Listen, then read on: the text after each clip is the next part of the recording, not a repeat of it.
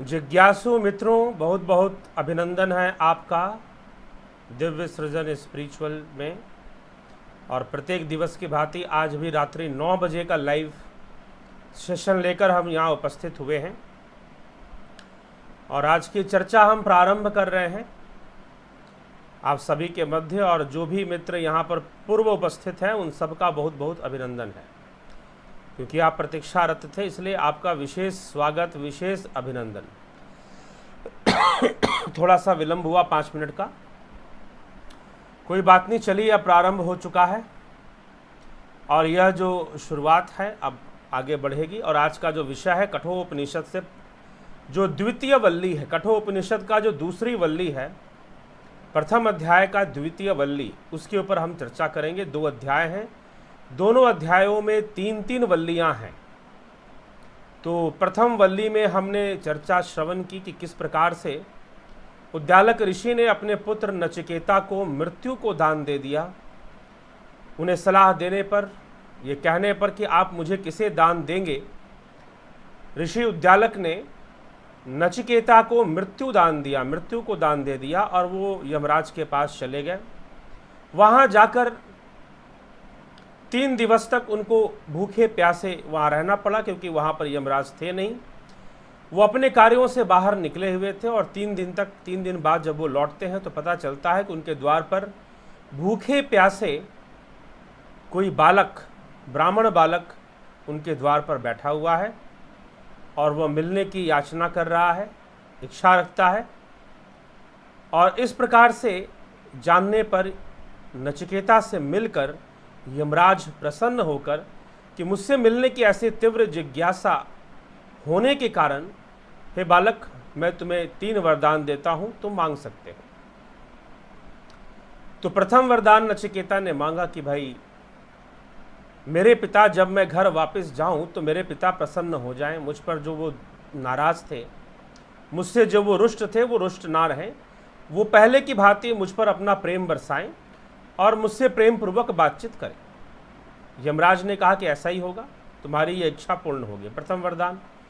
दूसरा वरदान, स्वर्ग में जाने का उपाय क्या है, यज्ञ आदि कर्मों से किस प्रकार से, वह कौन सी अग्नि है जो स्वर्ग की मार्ग प्रशस्त करती है। तो नचिकेत अग्नि के नाम से उसकी प्रतिष्ठा करते हुए यमराज ने उसके बारे में बताया। फिर अगले प्रश्न में नचिकेता ने पूछा कि वह कौन सा तत्व है जो अविनाशी है, मृत्यु होने पर भी जिसकी मृत्यु संभव नहीं है और ना हो सकती है, वह आत्म तत्व, वह आत्मज्ञान का विषय कृपया मुझसे करें। उस समय यमाचार्य ने मना कर दिया कि नहीं, यह अत्यंत सूक्ष्म विषय है, देवताओं को भी समझ में नहीं आता है, इसीलिए इसे समझना इतना सरल नहीं है, इसीलिए मैं तुम्हें यह नहीं बताऊंगा। इसके बदले में तुम मुझसे कुछ और मांग लो, पूरे पृथ्वी का साम्राज्य मांग लो, विश्व सम्राट बन जाओ, स्वर्ग की सुंदर अप्सराएं ले लो, धन धान्य ले लो, जब तक इच्छा चाहे तब तक जीवित रहो, इस धरती पर विचरण करो, संपूर्ण भोगों को भोगो, यह सब तुम मुझसे ले सकते हो। नचिकेता नहीं माने। नचिकेता ने कहा कि यह सब परिवर्तनशील है, अंत में सब दुख का कारण बन जाते हैं, अंत में सभी दुखदायी हो जाते हैं, इसीलिए मैं ये सब ग्रहण नहीं करूंगा। नचिकेता ने मना कर दिया। फिर नचिकेता ने एक और तर्क दिया कि जब आप मुझ पर प्रसन्न हैं तो मुझे ये वस्तुएं निश्चित ही प्राप्त हो जाएंगी, इसके लिए मुझे विशेष संघर्ष करने की आवश्यकता नहीं पड़ेगी, मैं निश्चय ही इन वस्तुओं को शीघ्र ही प्राप्त कर लूंगा। इसीलिए कृपया करके आप मुझे ये वस्तुएं ना दें, ये तो फिर भी मुझे मिल जाएंगी। जो दुर्लभ है, और दुर्लभ है आत्मज्ञान, दुर्लभ है उस तत्व को जानना जो अविनाशी है। जो अविनाशी है उस तत्व का ज्ञान हो जाना ही दुर्लभ है, तो वह नहीं हो पाता है। इसीलिए आप मुझे उस अविनाशी तत्व के विषय में ही बताएं, जो शाश्वत है उसी तत्व की चर्चा मुझसे करें, क्योंकि यह सब विषय तो आपके दर्शनों उपरांत मुझे शीघ्र ही प्राप्त हो जाएंगे। जब आप मुझ पर प्रसन्न हैं तो आपकी इच्छा के बिना भला मृत्यु मुझे क्यों स्पर्श करने लगी, भला मृत्यु मुझे क्यों स्पर्श करेगी जब तक आप नहीं चाहेंगे। और जब आप मुझ पर प्रसन्न हैं तो निश्चित ही मैं दीर्घजीवी या चिरजीवी बन चुका हूँ। जब तक चाहूँ मैं जीवित रह सकता हूँ। निश्चय ही बिना आपकी मर्जी के, बिना आपकी इच्छा के मेरी कोई हत्या नहीं कर सकता। मुझे मृत्यु व्याप्त नहीं हो सकती। मैं मृत्युंजय हो चुका हूँ। इसीलिए यह संसार के सुख वैभव जो आप, जिसका प्रलोभन आप मुझे दे रहे हैं, मुझे नहीं चाहिए, क्योंकि यह मुझे प्राप्त हो जाएंगे। मैं भली भांति जानता हूँ। अगर मेरे लिए कुछ दुर्लभ है तो वह है आत्मज्ञान, वह तत्व, परम तत्व, वह आत्म तत्व जो अविनाशी है। सब संपूर्ण संसार विनाशी और परिवर्तनशील है, लेकिन जो सनातन है, जिसमें कभी कोई परिवर्तन नहीं आता, मुझे उस तत्व का ज्ञान चाहिए। आप मुझे वह तत्व ज्ञान प्रदान कीजिए, वह आत्मज्ञान मुझे दे दीजिए। मुझे और कुछ नहीं चाहिए। तो आत्मा का ज्ञान, अविनाशी तत्व का ज्ञान नचिकेता मांग रहे हैं। तो यहाँ तक चर्चा चली और अंत में प्रसन्न होकर यमाचार्य कहते हैं कि हाँ ठीक है, जब तुम्हारी ऐसी इच्छा है, ऐसी तीव्र इच्छा बन गई है, तो मैं अवश्य तुम्हें उस तत्व के बारे में बताऊंगा। तो क्या बतलाते हैं, आइए देखते हैं क्या समझाने का प्रयास यहां पर किया जाए। तो नचिकेता कहते हैं, यमराज, जिस आत्म तत्व संबंधी महान ज्ञान के विषय में लोग यह शंका करते हैं कि मरने के बाद आत्मा का अस्तित्व बना रहता है या नहीं, उसके संबंध में निर्णयात्मक जो आपका अनुभूत ज्ञान हो, अर्थात अनुभूति से प्राप्त जो ज्ञान हो, मुझे कृपा पूर्वक उसी का उपदेश कीजिए। यह आत्म तत्व संबंधी वह अत्यंत गूढ़ है, यह सत्य है, पर आपका शिष्य यह नचिकेता इसके अतिरिक्त दूसरा कोई वरदान नहीं चाहता, दूसरा कोई वर नहीं चाहता। वह आत्मज्ञान ही चाहता है वर के रूप में, वही प्रदान कीजिए। यमराज कहना प्रारंभ करते हैं। तो आज का विषय, जो विषय हमने लिखा है, आज का टाइटल आपने देखा होगा कि विषय क्या है आज का। आत्मा तर्कों और इंद्रियों से परे है, श्रेय और प्रेय मार्ग, विद्या और अविद्या। इन विषयों पर आज के इस लाइव सेशन में चर्चा हो जाएगी। श्रेय मार्ग क्या है, प्रेय मार्ग क्या है, अविद्या विद्या क्या है, और फिर तर्कों और इंद्रियों से कैसे परे है आत्मा, इस पर चर्चा हो जाए। चलिए, तो कल्याण का साधन अलग है। अनिच्छेयो अन्यद्वितैव प्रेय अस्ते उभे नानार्थे पुरुषं सनीति त्यो श्रेय आददानस्य साधु भवति ह्यते अर्थाद उ प्रेयो वृणते। अर्थात आप एक बार कमेंट करके बताएं, आपको साफ साफ आवाज सुनाई दे रही है कि नहीं, या कोई समस्या है सुनने में। अगर कोई समस्या हो तो अवश्य ही बता दें। अगर कोई समस्या नहीं है तो फिर ठीक है, ऐसे जैसे चल रहे हैं वैसे ही चलते रहेंगे। तो श्रेय अनयत उत प्रेय अन्यत एव उभे पुरुषम स्नीता तयो श्रेय आददानस्य साधु भवति ऊयः प्रेय वृणते। अर्थात हीयते। कहने का तात्पर्य, कल्याण का साधन अलग है और प्रिय लगने वाले भोग विषयों का साधन अलग है। वे भिन्न फल देने वाले साधन अपनी अपनी ओर आकर्षित करते हैं। उन दोनों में से कल्याण के साधन को ग्रहण करने वाले का कल्याण होता है, परंतु जो सांसारिक भोगों के साधन को स्वीकार करता है, यथार्थ वह लाभ से भ्रष्ट हो जाता है। उसे वह लाभ प्राप्त नहीं होता, उसे वह लाभ प्राप्त नहीं होता। नो प्रॉब्लम, थोड़ी सी प्रॉब्लम है तो कोई बात नहीं, ज्यादा प्रॉब्लम है तो बताएं।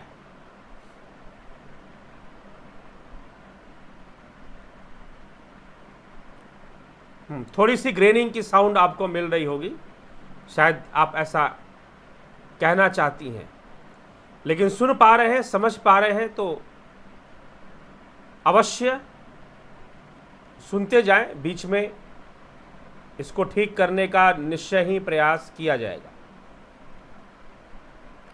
ऐसा क्यों है पता नहीं चल रहा, लेकिन चलिए कोई बात नहीं, अगर आप सुन पा रहे हैं तो चलने दीजिए। तो कहा गया कि श्रेय का साधन, दो प्रकार के साधन हैं, एक श्रेय का साधन है और एक प्रेय का साधन है। तो श्रेय का साधन क्या है और प्रेय का साधन क्या है? तो श्रेय साधन और प्रेय साधन अर्थात प्रेय मार्ग जो है सांसारिक भोग को प्राप्त करने का साधन है, और श्रेय मार्ग जो है वह, श्रेय मार्ग क्या है?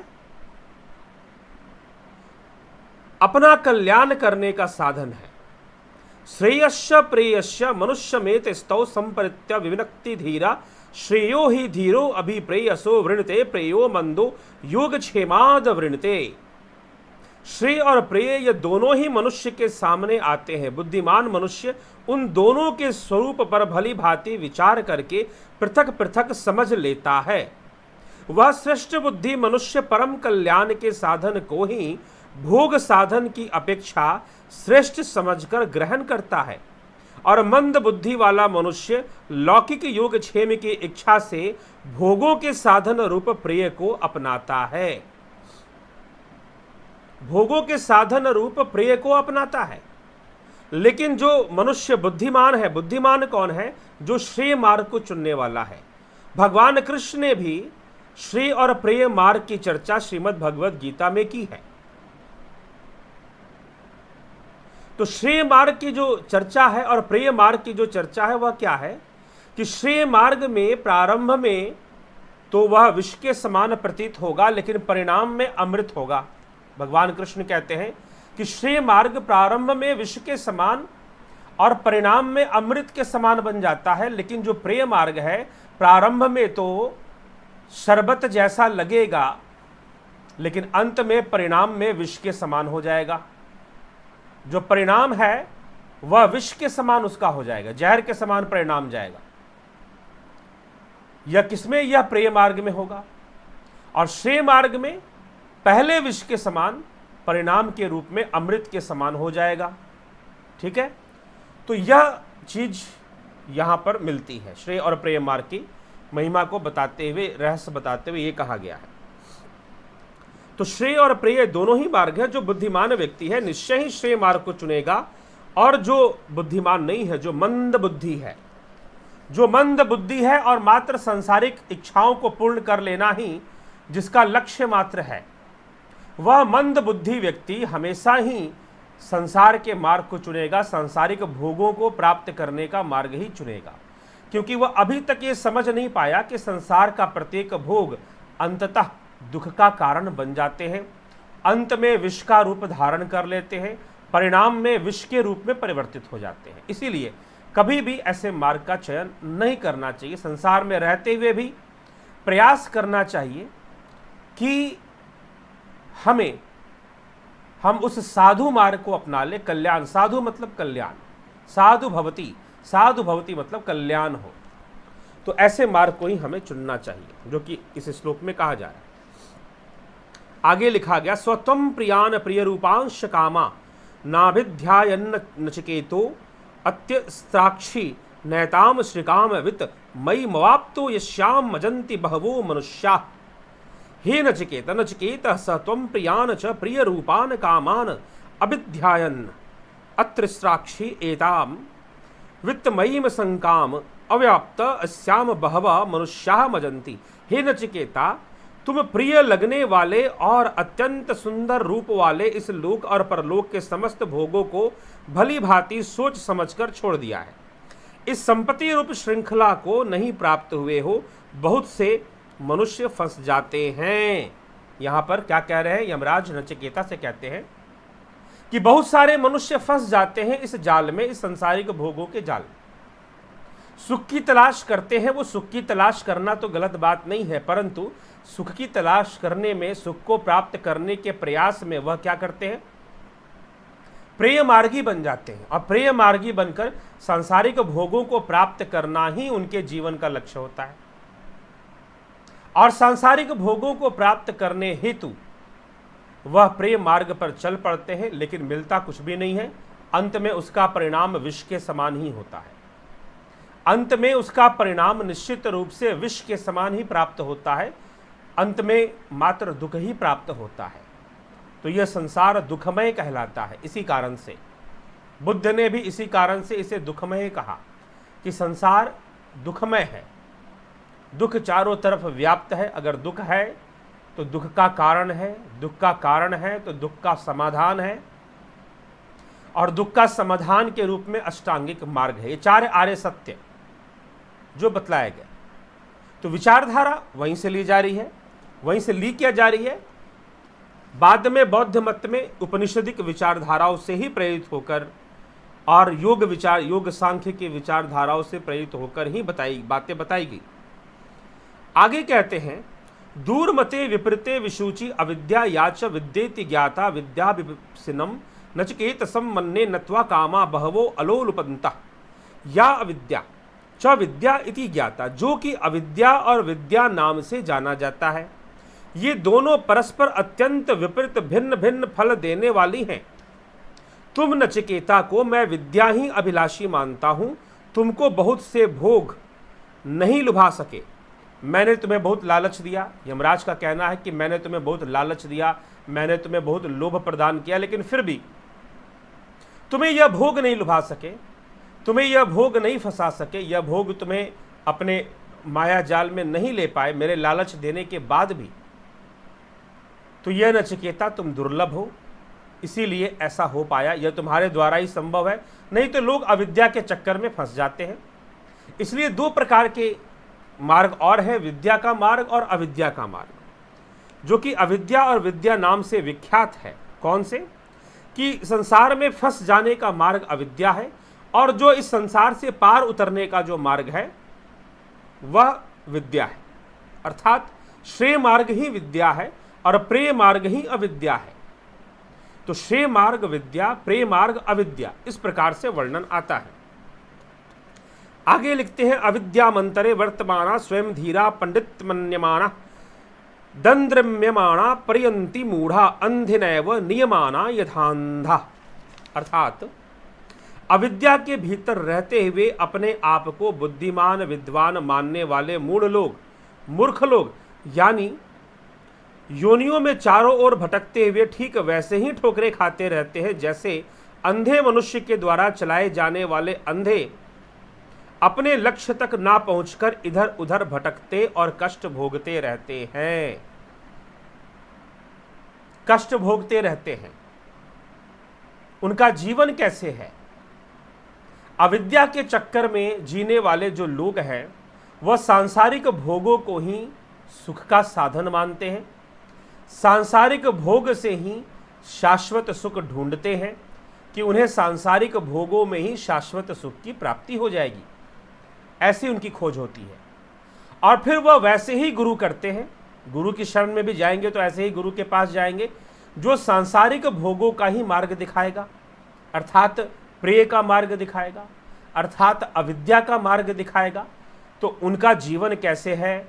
जैसे कि बहुत सारे अंधे किसी दूसरे अंधे के कहने पर चल रहे हों तो क्या होगा? बार बार ठोकर तो लगेगी लगेगी।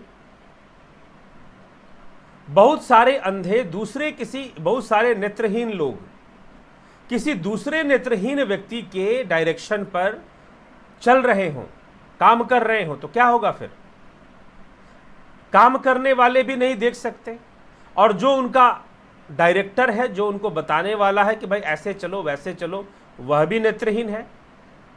तो क्या एक अंधा व्यक्ति कभी दूसरे को रास्ता दिखा सकता है? नहीं दिखा सकता। क्या जो स्वयं बंधन में है वह दूसरे के बंधन काट सकता है? जो स्वयं बेड़ियों से बंधा हुआ है, क्या दूसरों का बंधन वो काट पाएगा? कभी नहीं काट पाएगा। दूसरों का बंधन काटने के लिए उसे स्वयं स्वतंत्र होना पड़ेगा। दूसरे अंधों को मार्ग दिखाने के लिए स्वयं आंख वाला होना पड़ेगा। तो अविद्या में फंसे लोगों का जीवन कुछ ऐसा ही है।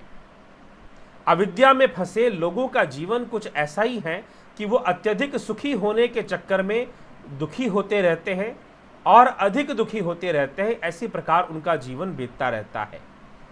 लेकिन हे नचिकेता, तुम अंधे नहीं हो। हे नचिकेता, तुम जिज्ञासु हो।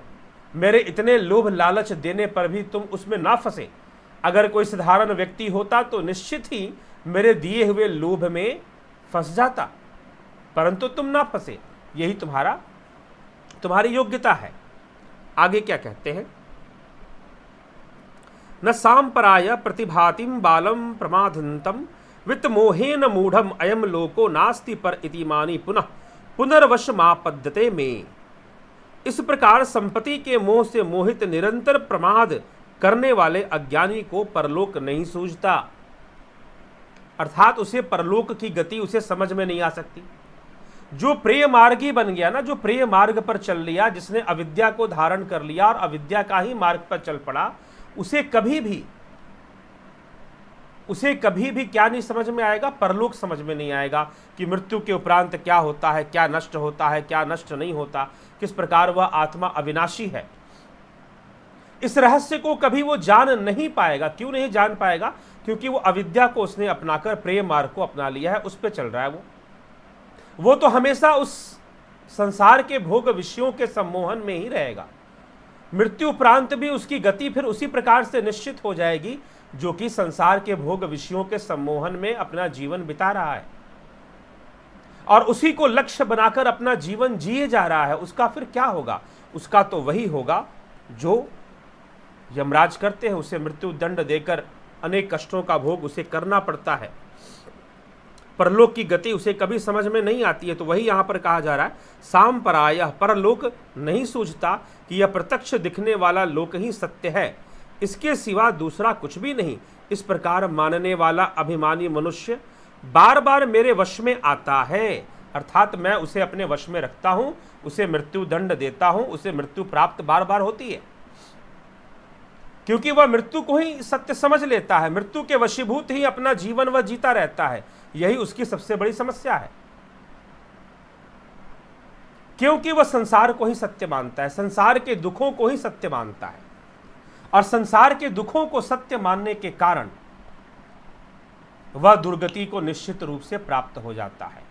वह निश्चित रूप से दुर्गति को प्राप्त होता है, और उसको मिलने वाली जो दुर्गति है वह बहुत ही भयानक होती है, बहुत ही कष्टकारी होती है।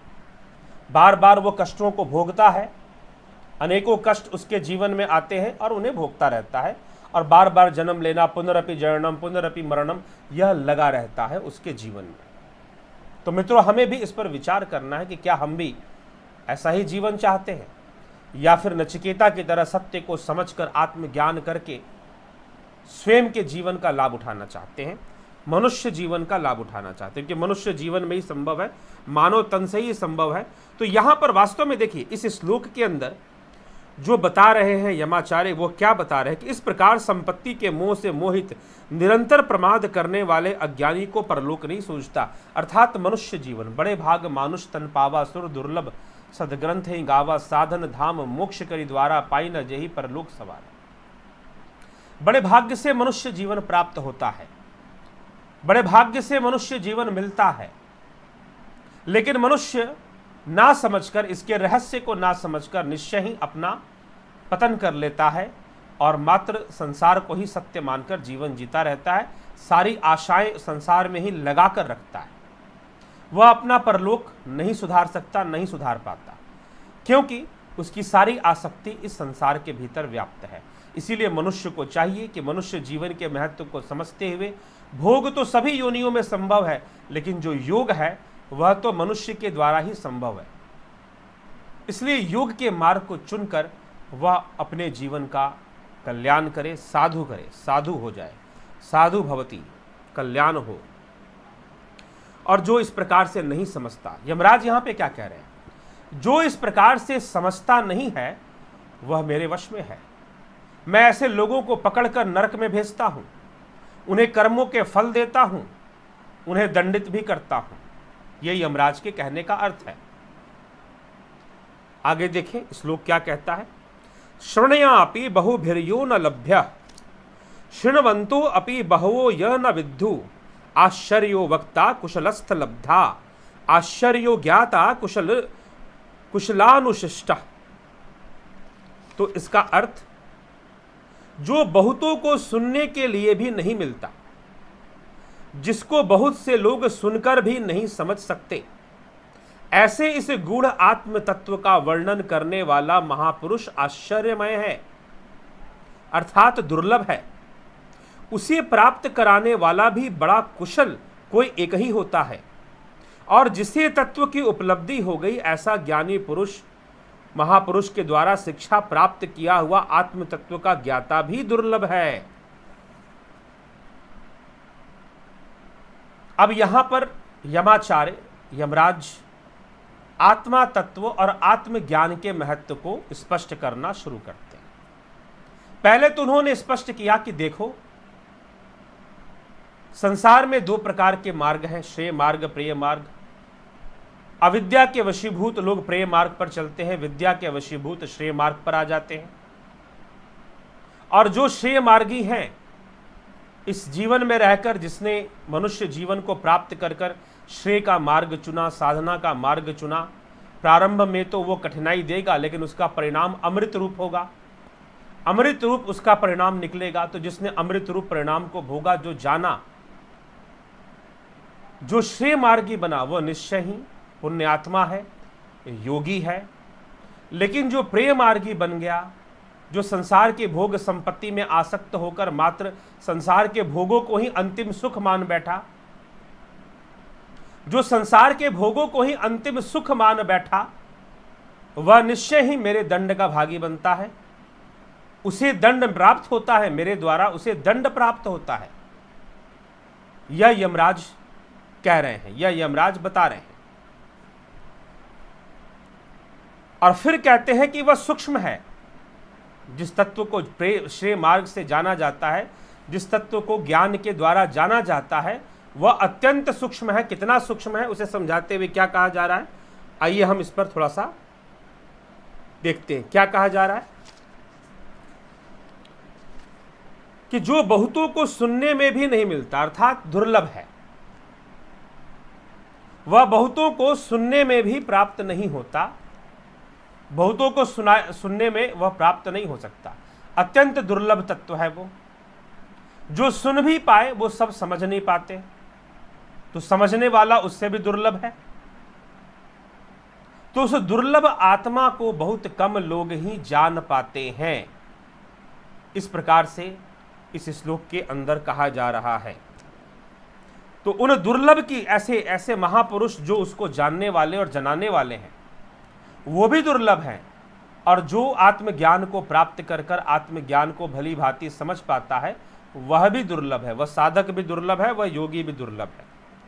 यही समझाया जा रहा है। फिर कहा जा रहा है, न नरेन वरेन प्रोक्त एषा सुविज्ञो बहुधा चिंत्यमाना अनन्य प्रोक्ते गतिरत्र नास्ति अणियान ह्यतर्क्य मनुप्रमाणात् ही अणुप्रमाणात् अनियान अतर्कर्म्य।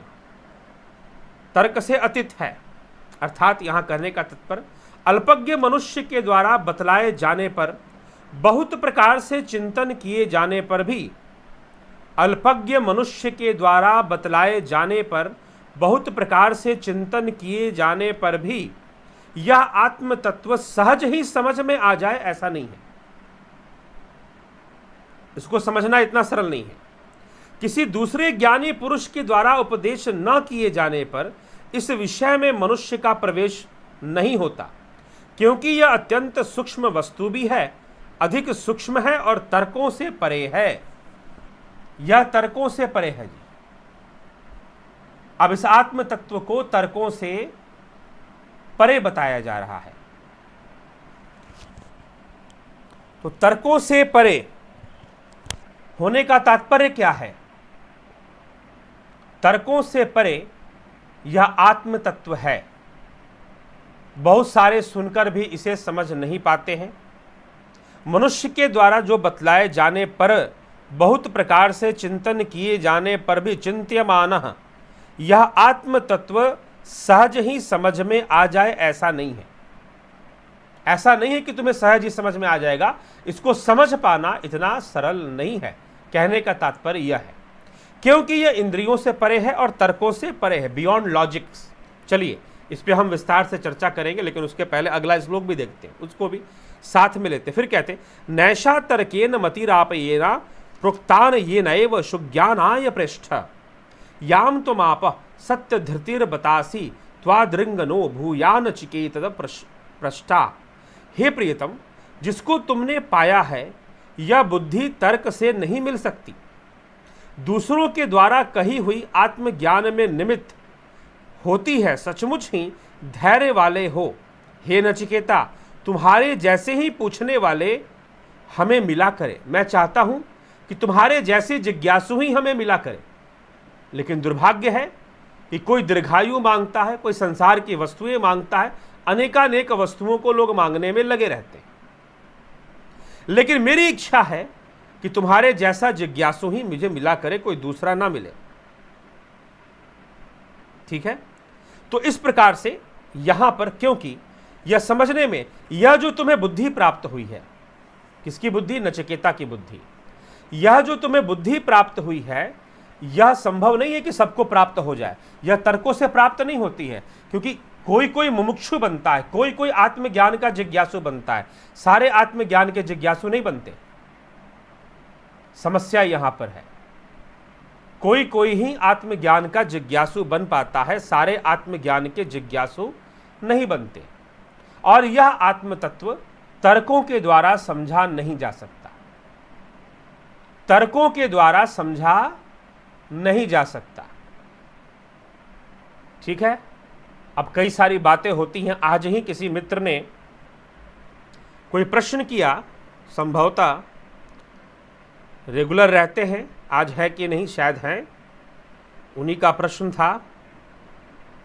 व्हाट्सएप के माध्यम से प्रश्नों पर चर्चा हुई। तो प्रश्न की चेतना क्या है? शुद्ध चेतना, अशुद्ध चेतना, चेतना शुद्ध हो जाएगी? चेतना तो हमेशा शुद्ध ही है, चेतना हमेशा शुद्ध ही है, परंतु यह विषय इंद्रियों का नहीं है। यह मैं कई बार कहता हूं।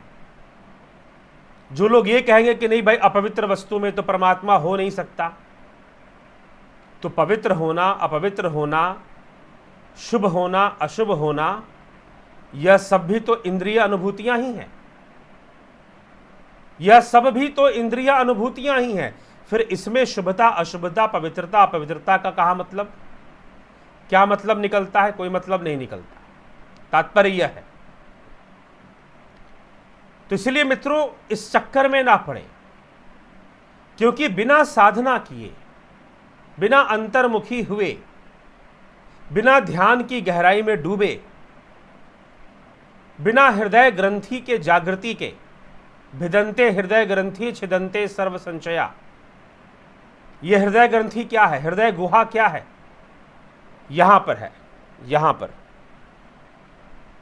इसके माध्यम से बस हम उस एक द्वार खुलता है जो कि अनंत का द्वार है, अनंत का द्वार है। वह द्वार खुलता है जो अनंत का द्वार है, उसके माध्यम से हम जान पाते हैं।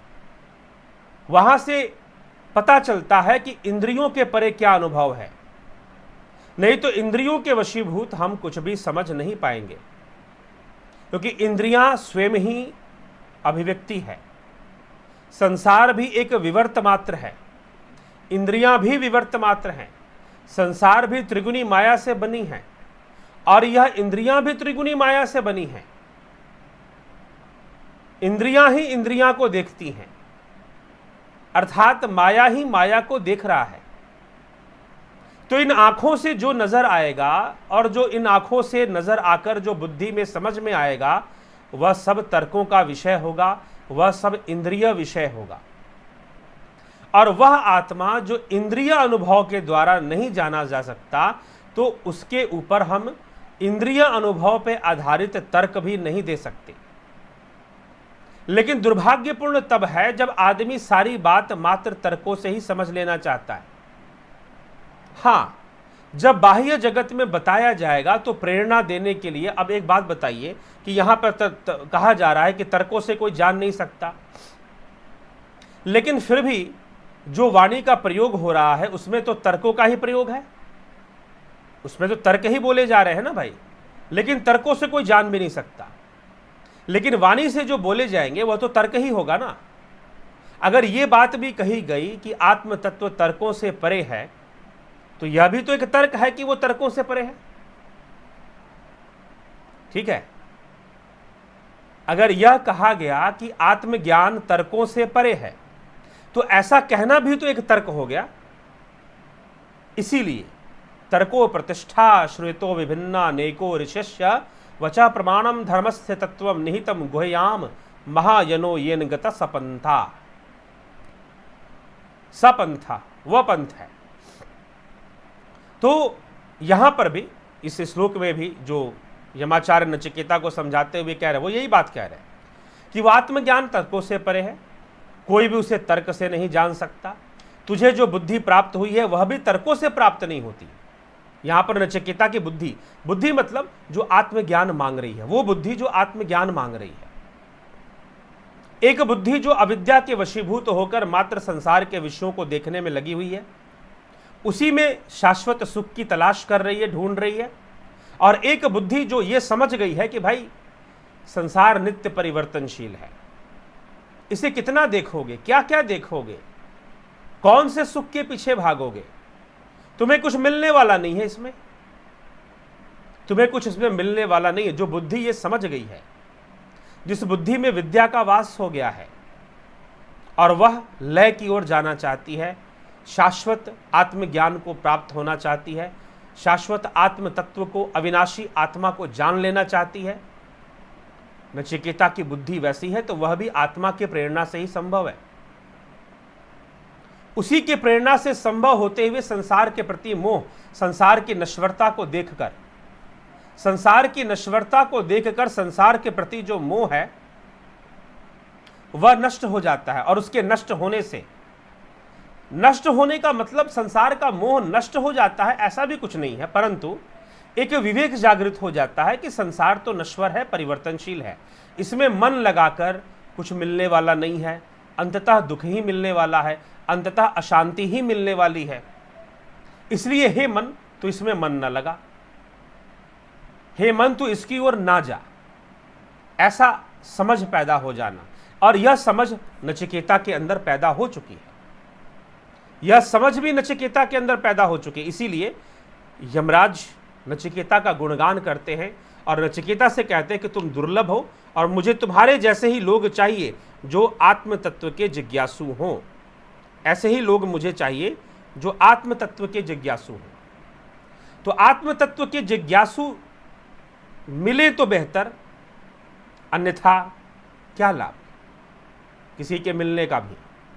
तो इस प्रकार से जो सांसारिक भोगों को ही मांगने वाले हैं, तो ऐसा मांगने वाले मुझे नहीं चाहिए, यमराज यहाँ पर कह रहे हैं और समझा रहे हैं कि यह आत्म तत्व इंद्रियों के परे है। लेकिन जब तर्क होगा ना, जब तर्क होगा तो इंद्रियों के वशीभूत ही होगा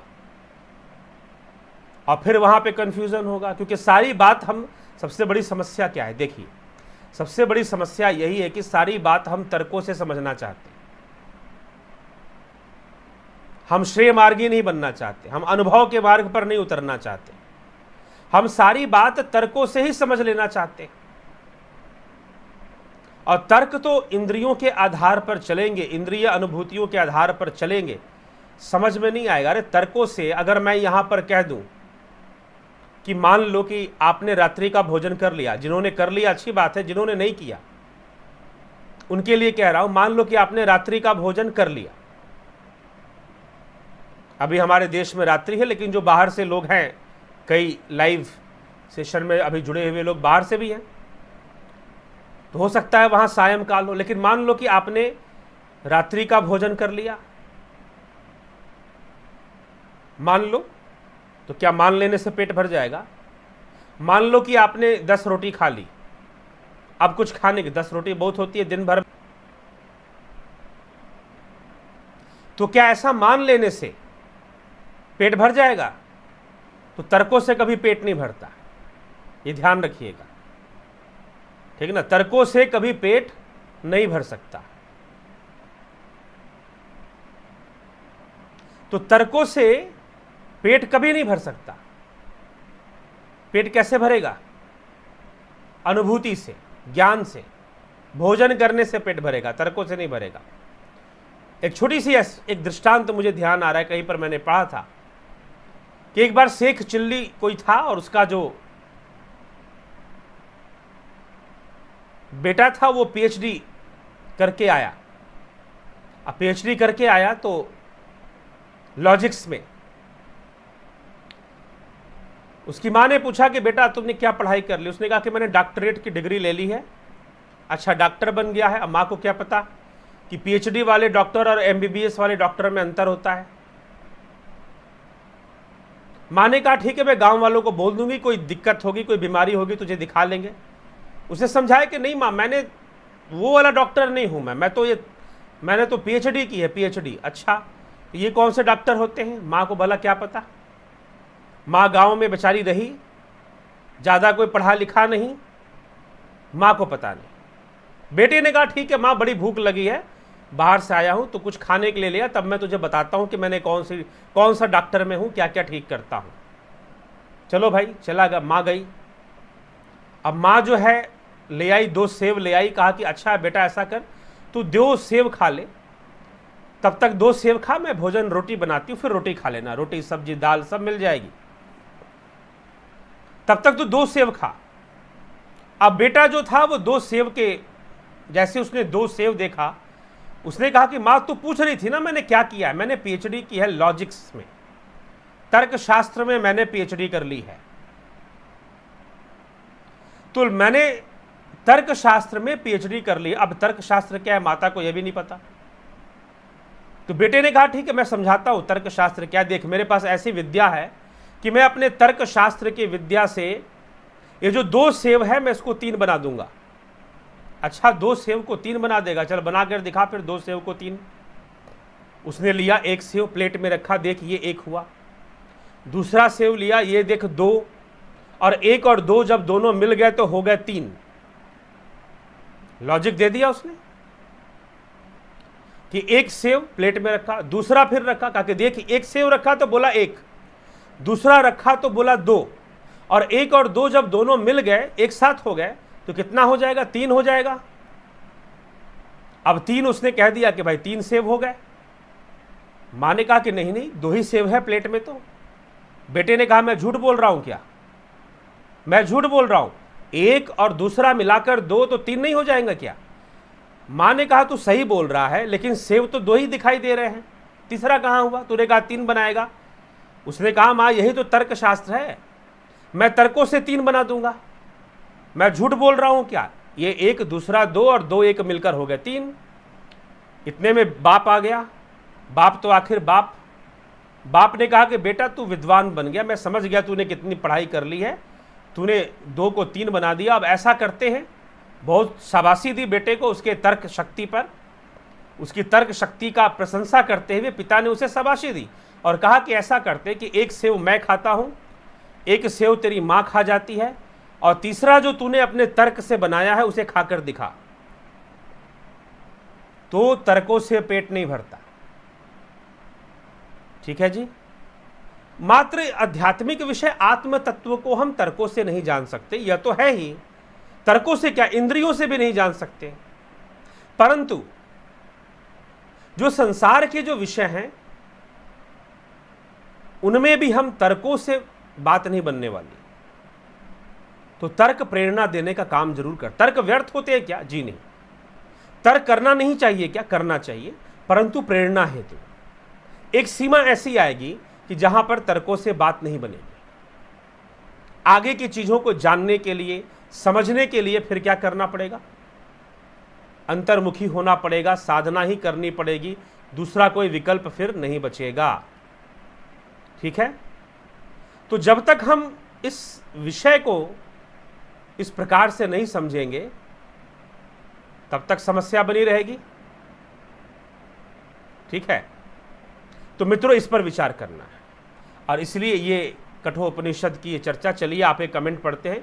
दीपा मैकेलिस्टर जी, बहुत बहुत अभिनंदन आपका और धन्यवाद इस सहयोग के लिए, सुपर चैट के माध्यम से जो आपने सहयोग किया।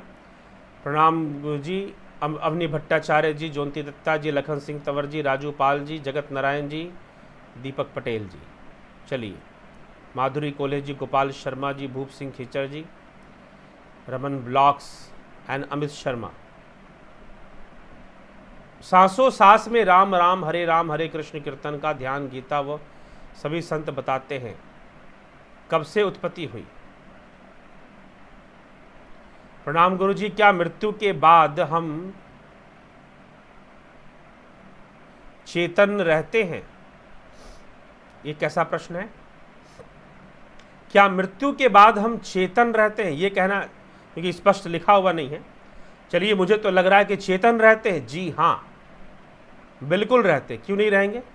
हाँ, लेकिन सम्मोहित अवस्था में। चेतन रहते हुए भी चेतन, देखिए अब यहां पर एक प्रश्न यहां पर आएगा कि यह चेतन रहना कौन सा है? वास्तव में यहां पर जिसे आप चेतना कह रहे हैं वो शुद्ध चेतना नहीं है, वह उस चेतना की भी अभिव्यक्ति मात्र है, जिसको हम अवेयरनेस कहते हैं। हम क्या कहते हैं? अवेयरनेस। अभी हम जागृत अवस्था में अपने शरीर के प्रति हम अवेयर हैं, इंद्रियों के प्रति हम अवेयर हैं, और इंद्रियों के माध्यम से ही हम अनुभूतियां कर रहे हैं अभी इस समय। तो यह एक अवेयरनेस है इंद्रियों के प्रति और शरीर के प्रति। यह कहां से आ रही है? यह भी चेतना की अभिव्यक्ति मात्र है। यह भी चेतना की क्या है? यह चेतना की अभिव्यक्ति मात्र है। ठीक है, तो यह भी चेतना की अभिव्यक्ति, जिसे आप अवेयरनेस कहते हैं। तो यह जो आपने कहा कि मृत्यु के बाद हम चेतन रहते हैं, जी हां, हम स्थूल देह के प्रति अवेयर नहीं रहते। इसे अवेयरनेस कहना चाहिए या इसे जागृत कहना चाहिए। हम जागृत रहते हैं क्या, लेकिन सूक्ष्म शरीर के प्रति हम जागृत होते हैं। स्थूल शरीर के प्रति जो हमारी अवेयरनेस है वो धीरे धीरे समाप्त हो जाएगी कुछ समय बाद, क्योंकि शरीर उपयोग के लायक रहेगा नहीं। मृत्यु के उपरांत शरीर नष्ट हो जाएगा, और जब प्रयोग के लायक नहीं रहेगा तो हमारे लिए इसके प्रति अवेयर रहना आसान नहीं होगा। तो इसीलिए इस शरीर के प्रति हम अवेयर नहीं रहते, लेकिन सूक्ष्म शरीर के प्रति हम धीरे धीरे अवेयर हो जाते कुछ समय बाद। तो कुछ समय के लिए जीव सम्मोहित अवस्था में रहता है। तो यह जो सम्मोहित अवस्था में जो अवेयरनेस है, यह चेतना नहीं है। ठीक है, यह चेतना नहीं है।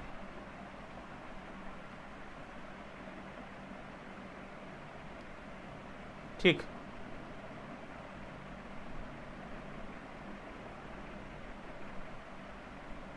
गोपाल शर्मा जी,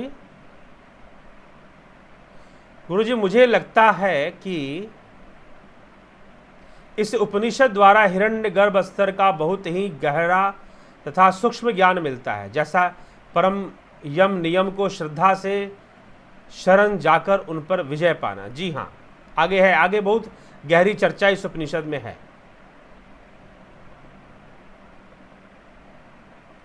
आत्मा की अविद्या का नाश किस प्रकार होता है? जिस भाव से मुक्त होकर ब्रह्म भाव की प्राप्ति हो सके। योग के द्वारा होता है जी, निधिध्यासन के द्वारा होता है, योग के द्वारा होता है। ठीक,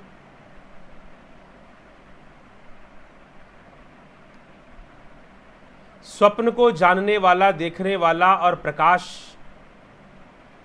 वाला कौन है? चेतना ही है, वो आत्मा ही है। ठीक,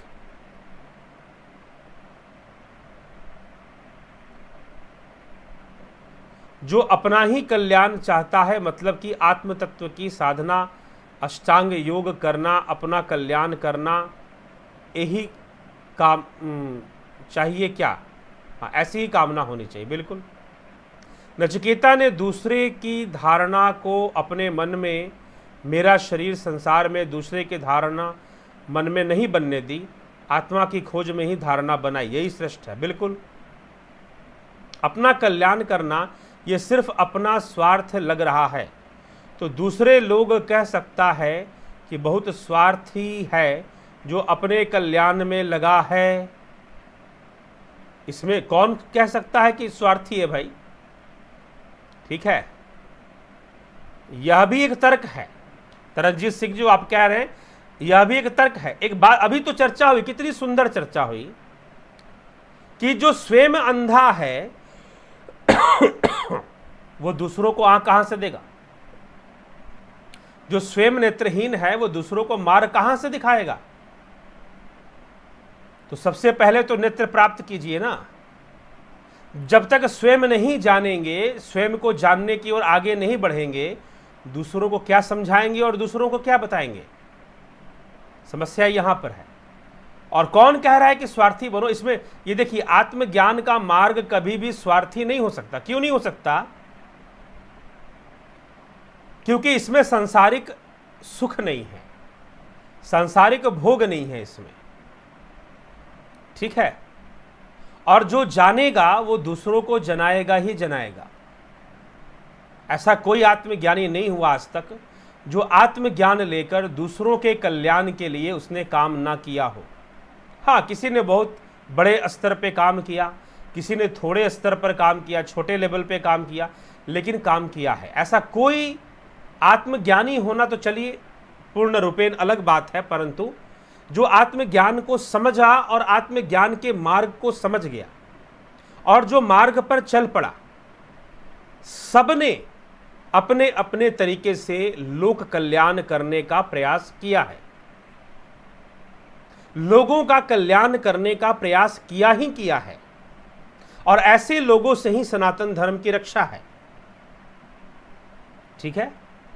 तो इसीलिए ये ना कहें कि वो स्वार्थी, क्योंकि जब तक वो नहीं चलेगा, जब तक वो साधना के द्वारा खुद नहीं जान लेगा, आत्मज्ञान के द्वारा, गुरु के द्वारा, साधना के द्वारा स्वयं नहीं जान लेगा, तब तक दूसरों को क्या जनाएगा और क्या बताएगा?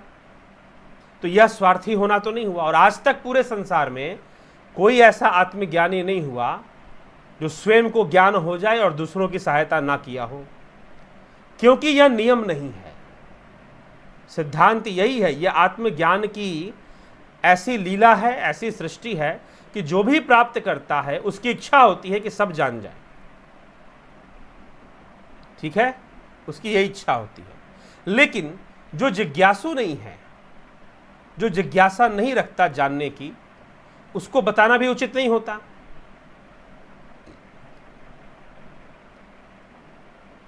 तो यही बात है, इसको इस प्रकार से समझिए।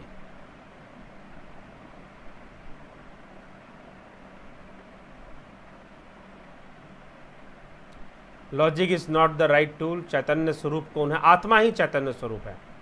बहुत सुंदर व्याख्यान खेचरी मुद्रा के संबंध में भी कृपया बताइएगा। खेचरी मुद्रा के संबंध में क्या बताएंगे? ये बताने का विषय नहीं है, यह तो अभ्यास का विषय है, ठीक है।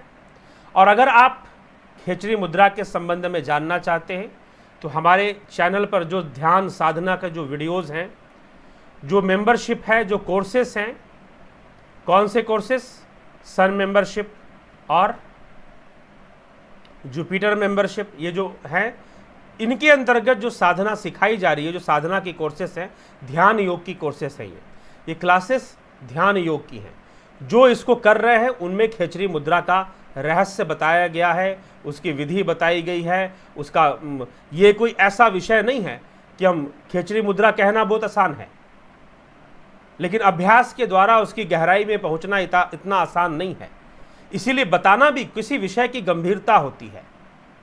कोई विषय कहीं पर भी नहीं बताई जा सकती, ठीक है। तो इसीलिए खेचरी मुद्रा एक उत्कृष्ट ध्यान विधि है जो कि अनायास बताने की चीज नहीं है, ठीक, बस। और जो अनायास ही समझ के चल रहे हैं उन्हें कोई लाभ भी नहीं मिलता है। तो अभ्यास का विषय, अभ्यास से ही उसका रस निकलता है, ऐसे कहां से पता चलेगा?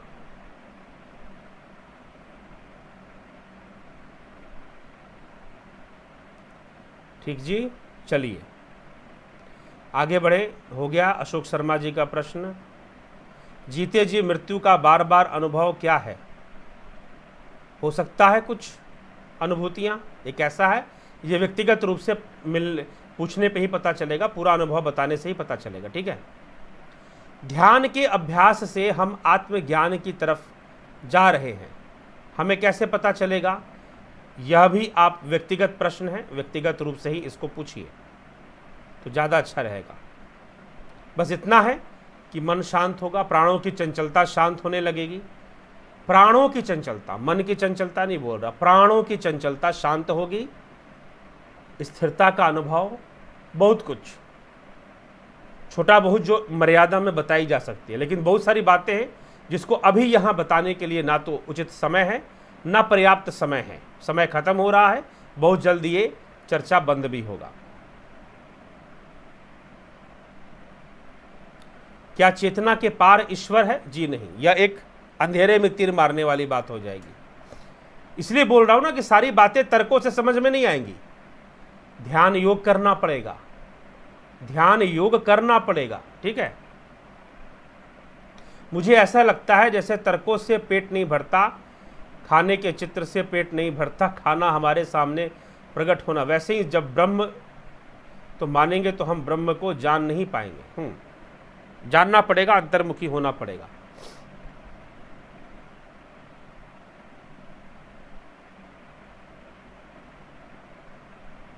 हाँ जी हाँ, तो योग के द्वारा तत्व ज्ञान ही होता है ना। तत्व ज्ञान के किसे? पतंजलि, महर्षि पतंजलि और सांख्य दर्शन, जिसे योग का मार्ग बताया जा रहा है। सांख्य योग से ही तो अष्टांग योग निकला है। तो सांख्य योग में तत्व ज्ञान हेतु ही योग का मार्ग बताया गया है, ठीक है।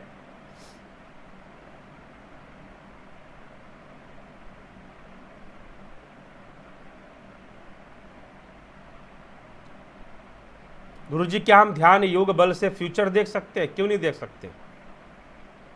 स्वयं के सत्य कल्याण से ही दूसरों का कल्याण हो सकता है। क्यों? कीमत तभी सबके प्रति होने वाले द्वेष भाव, शुद्ध दया भाव से परावर्तित होता है, जो केवल दूसरों का कल्याण ही कर सकता है। जी बिल्कुल सही चर्चा आपने की है, ठीक है। तो मित्रों, आज इस सभा को यहाँ विराम देते हैं, चर्चा को विराम देते हैं। बहुत सकारात्मक चर्चा आज चली आप सभी के सहयोग से। थोड़ी सी मुझे लगता है साउंड क्वालिटी में आपको फ़र्क होगा, मुझे भी थोड़ा सा तेज करके बोलना पड़ रहा है, क्योंकि मुझे भी लग रहा है कि थोड़ा सा कुछ व्यवधान, आवाज़ में हल्का फुल्का व्यवधान रहा है। चलिए कोई बात नहीं, कल कोशिश किया जाएगा कि यह व्यवधान ना रहे, या शीघ्र ही इसका समाधान निकाला जाएगा। तो बहुत बहुत आभार आप सभी का इस चैनल से जुड़ने और विचारों के साथ जुड़ने हेतु और अपने विचार अभिव्यक्त करने हेतु भी। इसी के साथ विश्राम देते हैं आज के इस कार्यक्रम को। बहुत बहुत आभार।